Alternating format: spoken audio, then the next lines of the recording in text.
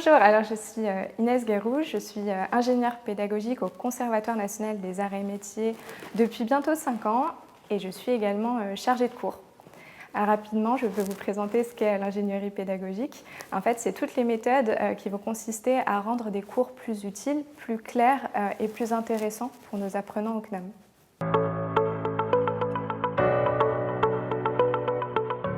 Pour moi, ce que représente le CNAM et ses valeurs, je l'ai vraiment perçu dès ma prise de poste en fait, au CNAM il y a 5 ans.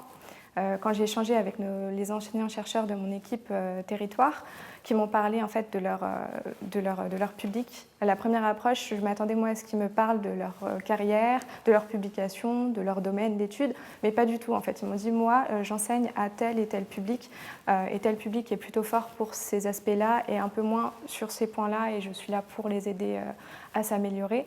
Et c'est là en fait que je me suis dit que j'étais à ma place et que c'était la valeur principale du CNAM.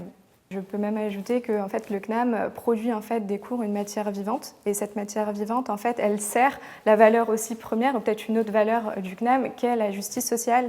Là, je ne vais pas paraphraser l'abbé Grégoire, mais on a tous en tête la fameuse citation « Il enseigne à tous et pour tous ». Et ça s'est vraiment traduit dès mes premiers échanges avec les enseignants-chercheurs de mon équipe.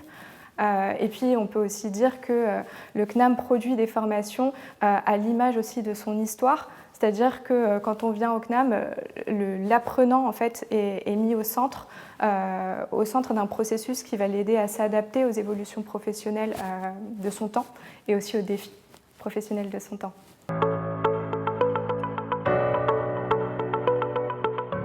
Ce que je peux souhaiter au CNAM pour les années à venir à l'occasion de ces 230 ans, ça revient en fait à souhaiter ce qu'il y a de mieux pour ces communautés, à commencer peut-être par les enseignants-chercheurs dont je parlais avant, dont l'engagement est sans faille et qui produisent des cours